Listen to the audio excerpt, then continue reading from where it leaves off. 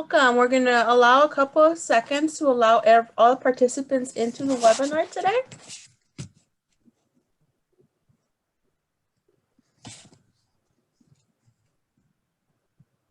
My name is Noemi Guevara, and it's my pleasure as the Director of Alumni Engagement to welcome you to our next edition of our 49er Industry Chat.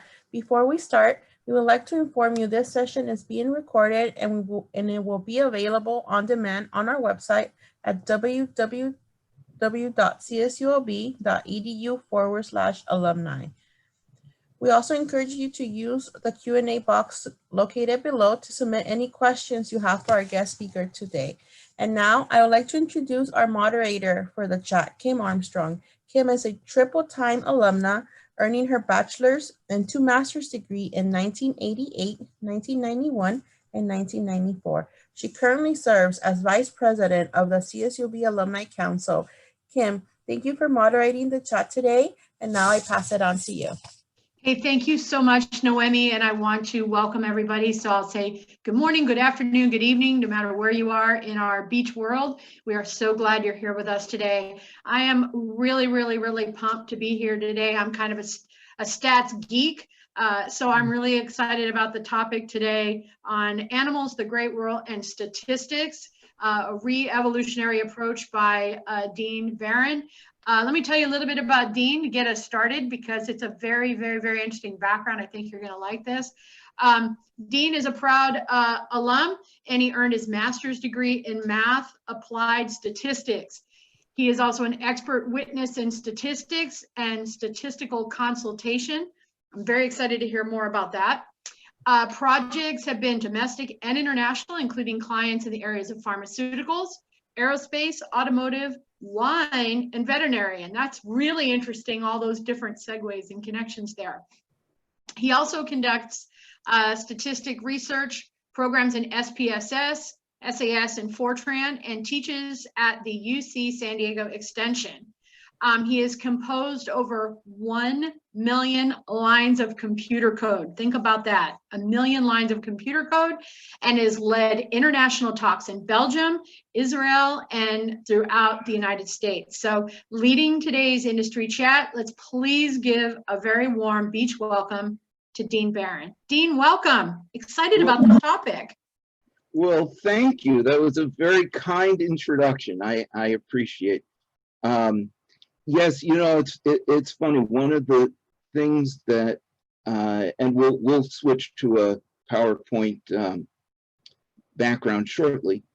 But one of the great things about statistics is that it's not a limiting field, in the sense that if someone becomes a chemist, and I have a chemistry background too, it's pretty much chemistry. They're not generally going to walk into a marketing company and say, I'd like to do consulting in chemistry for your marketing, because it doesn't apply. But with statistics, one of the great features is that actually it applies to everything.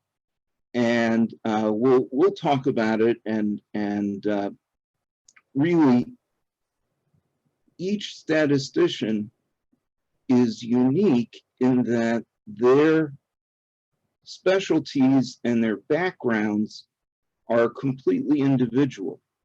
So you can have a statistician who's an expert at one thing and another who's an expert at a different thing, and yet they're both expert statisticians. There's no, it isn't a competition in that. So let me share screen here, and if you'll indulge just a moment while I get that set up here. All right. All right, and then we can see your charts, and you've moved your video window. Awesome. Here we go. All right. Okay. So this is the beginning part are just some slides to give a little of my background, and I've already had a beautiful introduction, so you've heard most of this, but I'd like to start off with what most people in the past, any course that I have, or even a talk at a conference, usually United States conferences, the first question someone will ask, how do you win in Vegas? And to which I generally have the same answer. In pre-corona days, I would say, well, when you go to Vegas and you look up and you see all those big hotels and buildings, remember, they were paid for by people who thought they could win in Vegas. And I suspect now, with the changes in the world related to corona, I think this will be less of a question. And I think, at least from what I've seen, people have different interests in different aspects of corona. And they may ask specific questions regarding that.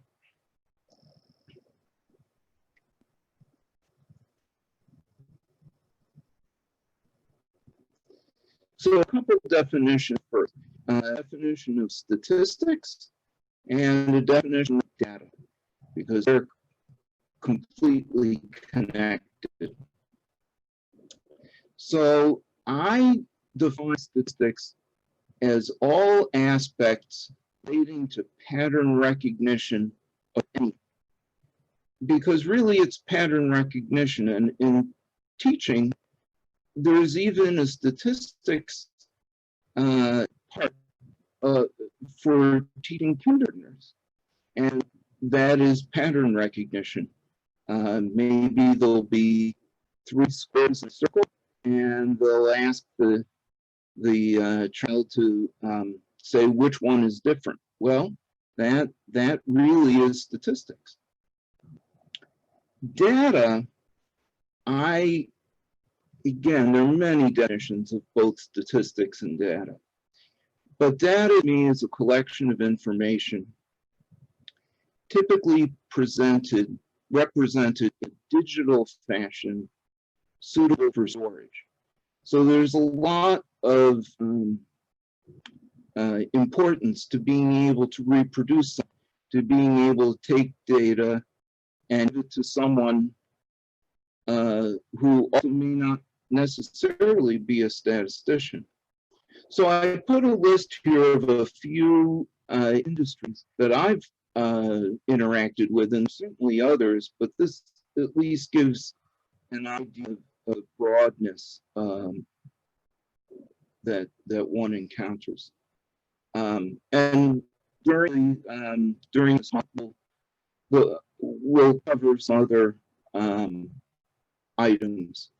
So I want to take a quick pause. We're going to go to the first page so you see our general outline. We inadvertently started with the second page. So there are 4 items we'll talk about. Introduction is our 0th item.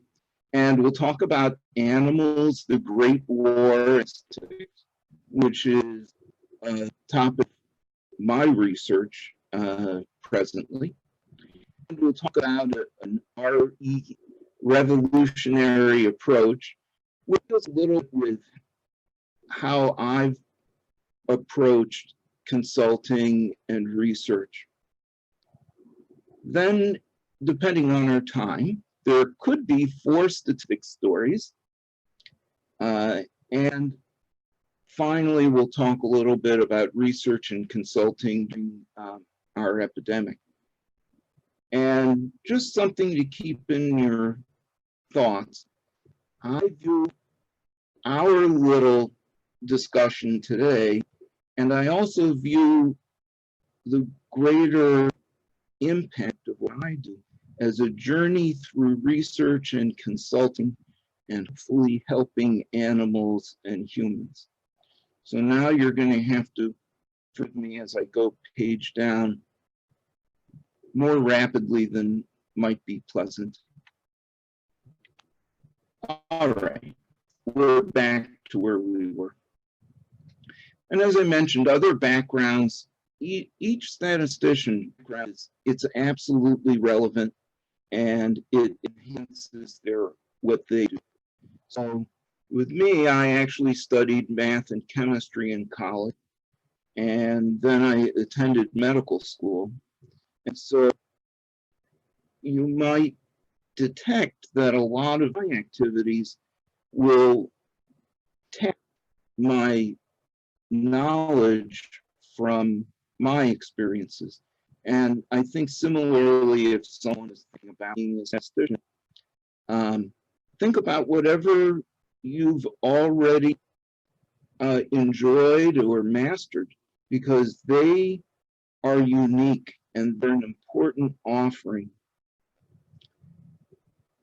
Anytime either in research or a client and there's data that's presented, it's good to become a mini expert on the subject. If someone is an aerospace engineer, interesting. I don't have a PhD in chemical engineering, but I am able to learn what I need to. And one other nice thing is to be surrounded by other people who are subject matter experts, which almost always happens.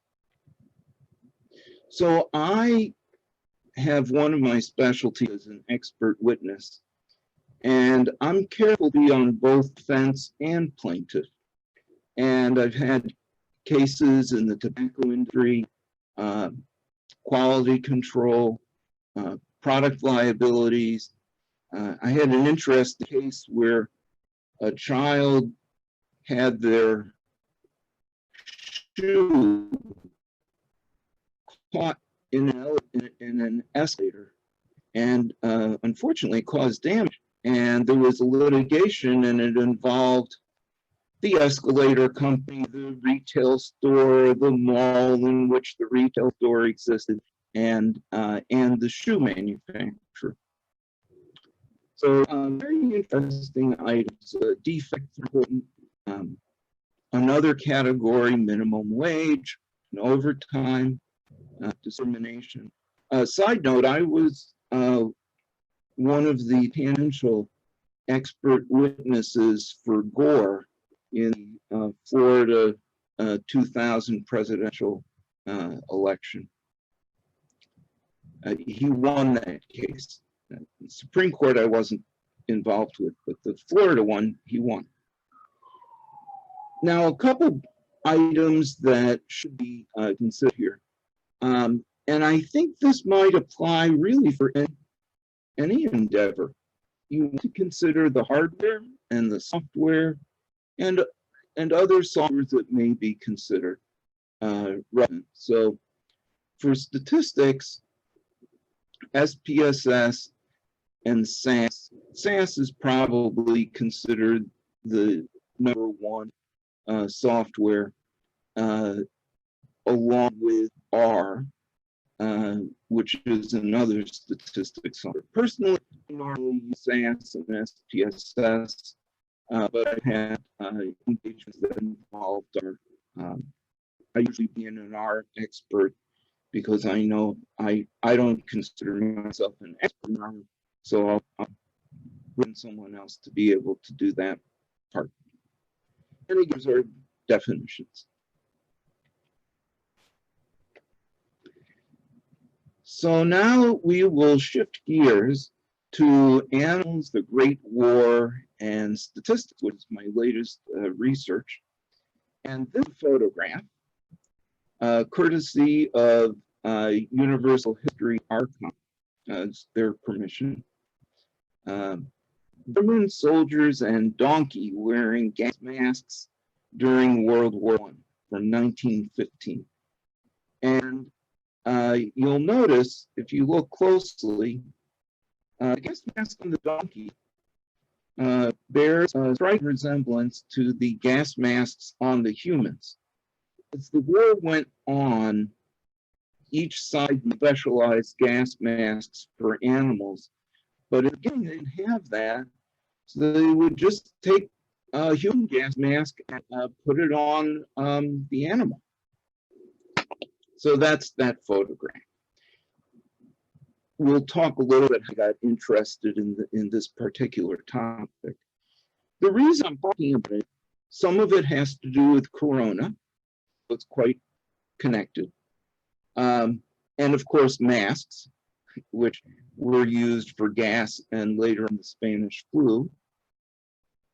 But also because I thought, instead of just saying, oh, this is what I've done for my consulting and this is how I set up a company, which I just don't think that's as interesting as actually what I do. So get a glimpse of everything this way. So a quick review, I'm just leaving this up here so you read it, not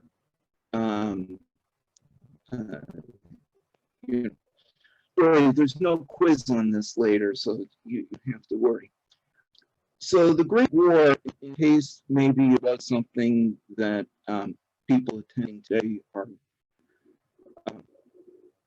are expert at, it was about 100 years ago, and it was basically between the Allied powers and Central powers, and it involved the entire world because everyone had positions and everyone wound up involved.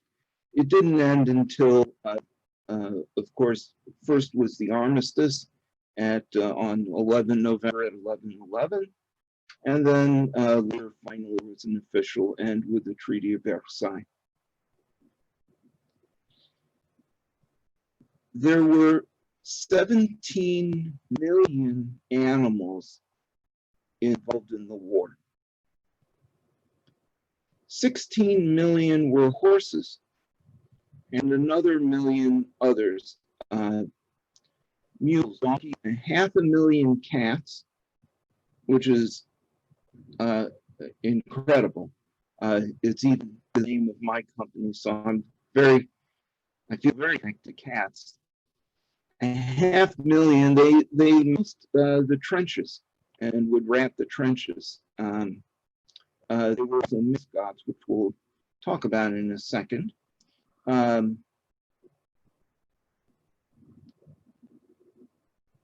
So the mascots, they were kind of like modern support animals, but sometimes they actually were actively involved in soldiers, and so it really was more than just a support animal, although they were that too.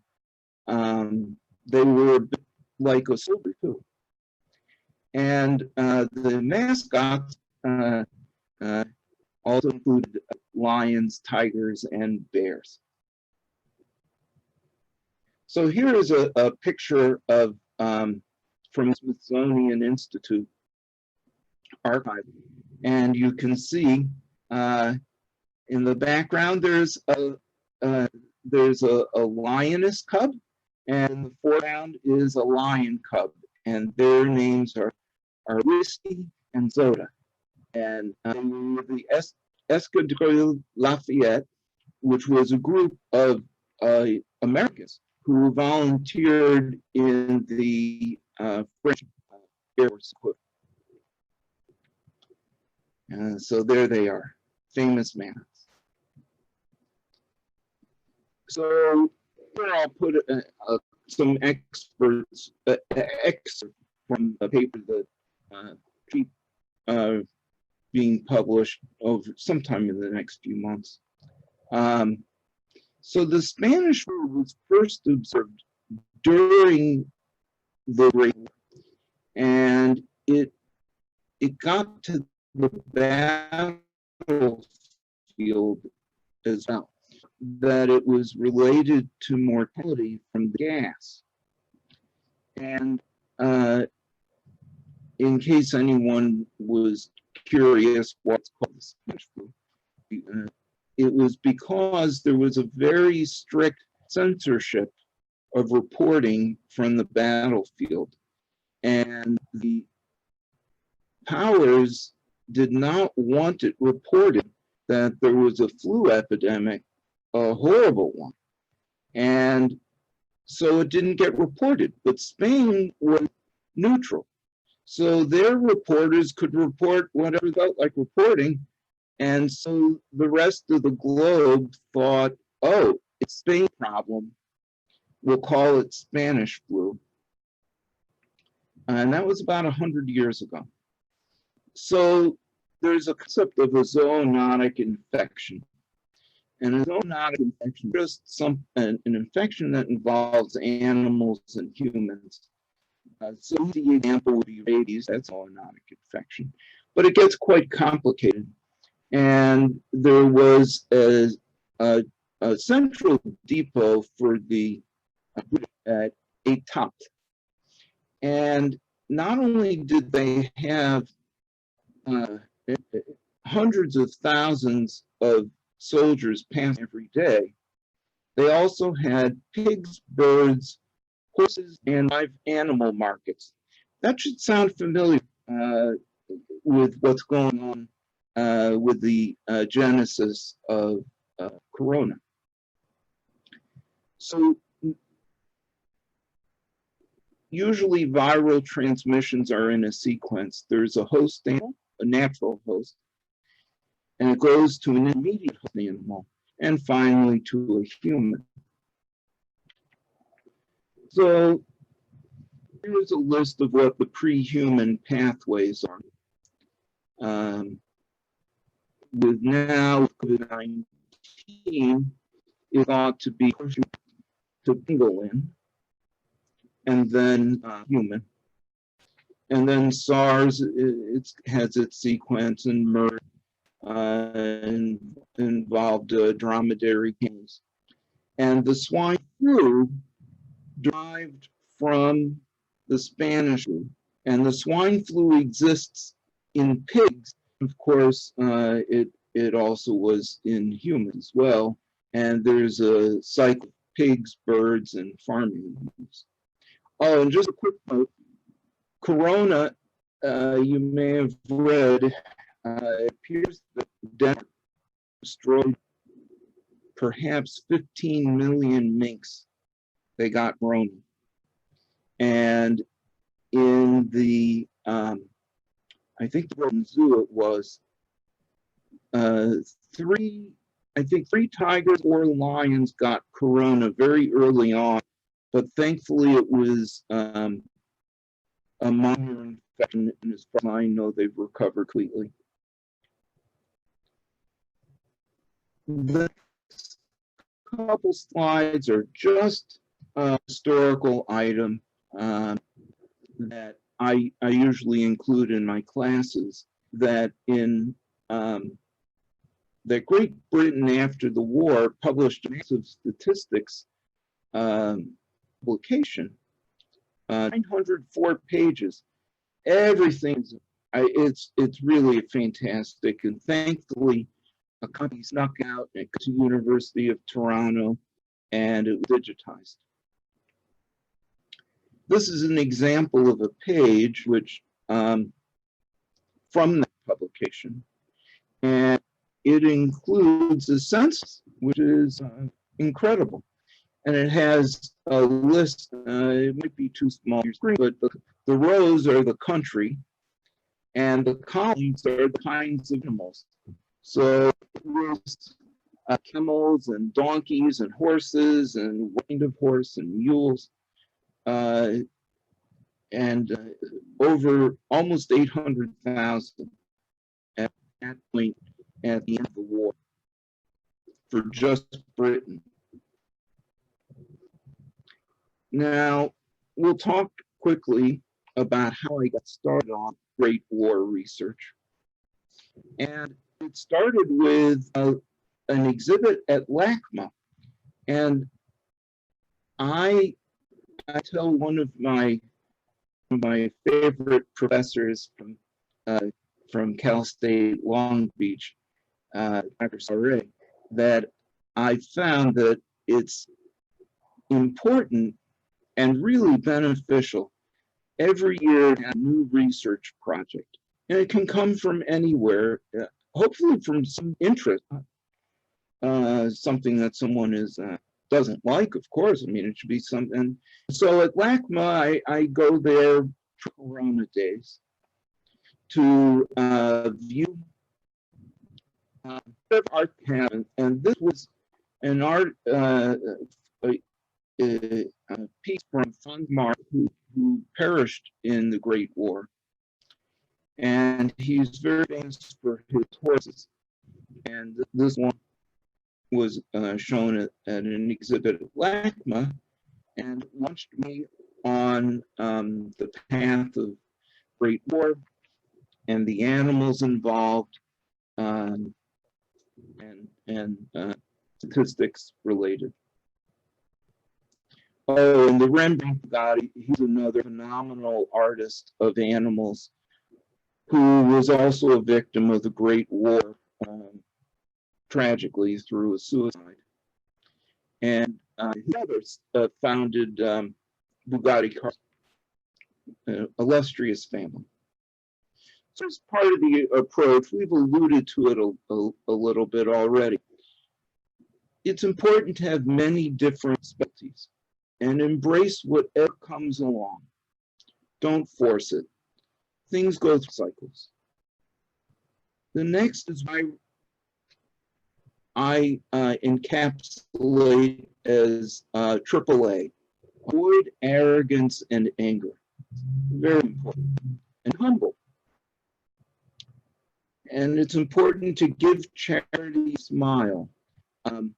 Even people might not realize, but someone who's absolutely poor would smile. That is charity. And as that every year start new research. It keeps things fresh. So here's a quick item about survival and success. Success, I do more as my statement that I view myself as on a statistical journey, endeavoring to help animals and humans. And that's how I would look at success. Everyone may have a different definition, but it's probably a good idea to be in touch with that definition. We talked a little bit about computers and hardware and software, but don't forget, if you're consulting, you're probably going to be sitting in a chair a lot. So make sure it's a good chair. A website's important, social media is important, multiple specialties. For statistics, I believe is important. And network with the other disciplines. I'm also a member of the American Chemical Society, and I'm a fellow of the American Institute of Chemists. And these are very good things. Dean, I know you have a lot on your agenda. Really quickly, are you open for a couple of questions? I know. Sure, it's an excellent time. Okay, hey, just real quickly, just a couple questions that have been coming in the chat. I know a lot of folks are really curious about how you got into stats and how you got into being an expert witness. And there's some questions about how you're introduced to statistics, how do clients seek you out? Do they reach out to you more than just preparing for court? What other situations do they seek you out? So if you could add that in somewhere, that would be awesome, because there's a lot of curiosity about that. How about I add it in right now? Perfect. Yay. So I started being interested in statistics. I probably was maybe 11 years old. 10 or 11, and I used to read the sports section, and I followed all of the baseball statistics and the hockey, and then I'd make up my own fictitious leagues and I'd keep track of the statistics for that. So for me, the answer is basically always. I was always interested in statistics. As for expert witness, I was consulting for a bank in San Francisco and in the 90s, and occasionally I would spend the weekend up there I'm Jewish, and so I'd spend it for Shabbat. And so I met very, very kind people up there. And then I bumped into one of the people from the synagogue when it wasn't Shabbat, and so then I could talk about business. And she said, oh, she's a lawyer and they have a court case and they were losing badly. And could I take a look at their computer code and you know, the statistics that were along with it? And I said, well, of course. I said, if I can do it, I'll do it. And if I can't, I'll do my best to find someone to refer. And as it happened, I was able to do it, and it changed their case. They wound up winning instead of losing. And then lots of referrals. Probably the number one way I get clients is from referrals. And then second would be for my website, that they're looking for an expert witness or they're looking for a statistician. They find my website and then they email. The other thing, social media, very important. And if you're looking for projects, still Dice is good. Upwork is going to be free again starting in December.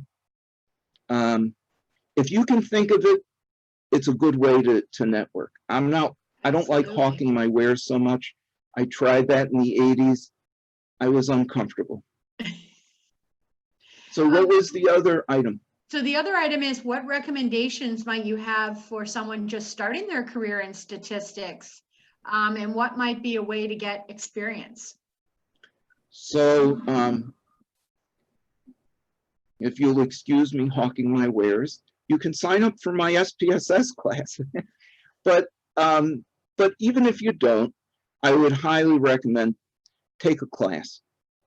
Take a class, an entry-level class in statistics. And I recommend taking it at a university. I don't think it's worth wasting time on a YouTube video. And yes, some of them are great. I'm not saying that at all. But I think a good intro course, and you'll get an idea. And the other is play with the data yourself. So much is downloadable, especially with Corona. Go ahead and download, and then you'll see what you like. Shall we continue in speed mode? Yeah, please. Okay. Thank you. And then when we get more questions, I'll jump in. We'll go speed mode, and then at the end we'll have more questions too. Awesome. Okay, so let me switch to the screen share. And then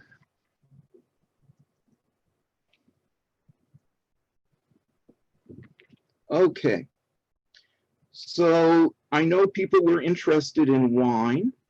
So let's do the wine case, even if we don't do too much of the other consulting stories. So, and I'll go to the next slide so that you can see. Here's a pic of a case of San Pellegrino. And now let's go up the page again. Sorry to make anyone dizzy. Okay, so there was an international tasting event, and there's something in wine, maybe there's some wine experts. I know there are expert sommeliers from Cal State Long Beach that I'm connected to on LinkedIn. So perhaps they're watching, I don't know. So I would defer to an expert on that aspect. So at this tasting, it turned out the wine was corked, which is this chemical that I have here, TCA, and it smells like wet socks. And it normally is something having to do with the cork itself. Well, it was so embarrassing that not only was the wine tainted, but the stock market value of the wine company plummeted. So they sued the cork manufacturer for a loss of value, and they were losing. And that's where I came in. So normally 3 to 4% of wines are corked. And the wine company did a study where they found 8.3% of their cases were tainted. And that's more than double typical, which would have been not unfavorable for the cork company. Now we go to our picture again. And what appeared to me was that they said 1 in 12 cases was tainted. But each case has 12 bottles. And I told them, I said their data was consistent with 1 bottle per case being tainted. In other words, not 8%, but a 12th of that. And they asked me by virtue of what was I able to opine on statistics applied to wine. And I told them, well, I like wine a lot. And, but they were unable to, they didn't have the data by bottle, only by case. Next day, they settled, the cork company settled very, very favorably instead of losing disastrously. Okay, so I know we're in speed mode, but this may be a very important thing to cover for a couple minutes, is how things with Corona, what's going on. Now, we could have a whole lecture for probably a couple hours to cover aspects of Corona, but just a few things of interest to me. The AstraZeneca, when they have the half dosage followed by the full dosage, it was a mistake. This to me is miraculous. This is one of the most phenomenal mistakes that it's incredible. It was supposed to be a full dose followed by a full dose, which turned out to have 62% efficacy. But with the half dose first, followed by the full dose, it was 90%. I don't know that theoretically all of this is understood, but this is the statistical data. Very interesting. And with the vaccines, we still have difficulty with durability. We don't know how long it will last for, the immunity. Pregnant women were skipped, children were skipped. And of course, 10% failure rate is still a lot of people. So it will put a dent, as the American Chemical Society in CNEN said, it should make a meaningful dent in the pandemic, but not necessarily stopping it cold. Just a couple things. I was a whistleblower where in a study where the people who would normally receive a placebo, they accidentally received the drug. And instead of, just removing those people or somehow considering it, they tried to cover it up. So I had to contact the FDA to inform them. I've been asked to perform racist models too. Healthcare companies, if someone uses, if a zip code is, if the race is missing, it can be racist to use zip code to generate race and vice versa. But that doesn't seem to stop companies from asking. Obviously, I would know. And then a trap of interviews, which could be for anything. And that is being presented with incorrect data and then being asked to interpret. And that's kind of tricky. You don't want to embarrass the person who's interviewing because they probably made it and they might have known that it was an error. But if they did, you can't answer that it's great because then they might say, oh, it's intentionally wrong. Okay, so this is the last slide, and then we can just do questions. These 4 websites, because now during Corona, there's no more interlibrary loan. You can't go to the stacks. And in Long Beach, the public libraries have an amazing program called Zip Books. And it's funded because there's, you should look it up, Zip Book, great program. And then these are the 4 websites I think are the most usable. They're free. Sometimes you might get a login using your library information and you get full access. But z-lib.org is incredible. It's all free. I've downloaded probably 100 books from zlib. Archive.org, you've probably heard of. Hathitrust is another excellent archiving, and JSTOR.org is more open than it used to be. And just here a remembrance of Aaron Swartz, who tried to get data to be, and papers to be open. And then the last 2 items, Zoom conferences have the benefits. There's no cost of travel, and I can attend a conference in Russia if I want. And consulting now is 100% off-site. My felines definitely appreciate it. Okay, questions with what we have left. Yes, sorry, I was trying to unmute myself. Sorry about that. Very interesting. Few questions came in. One is, so you've shared, you've done a lot of great things, and this was very, very, very interesting information. What do you still want to accomplish professionally? Meaning, is there a study you wish you could be involved in? Are there studies you want to make sure don't happen? But where do you want to go from here?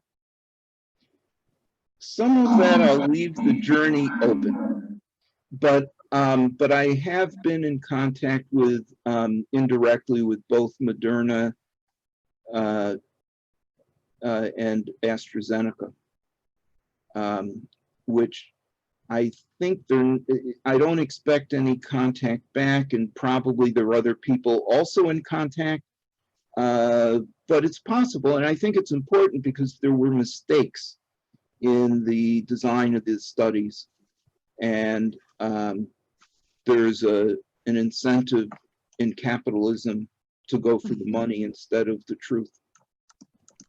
So what would I like to do? More research and more students. And you know, in the Talmud, it says that someone learned a lot from their teachers, more from their colleagues, but the most from their students. So what last minute advice in our remaining minutes would you have for students or alum who have just graduated that want to get into the field? What advice would you have?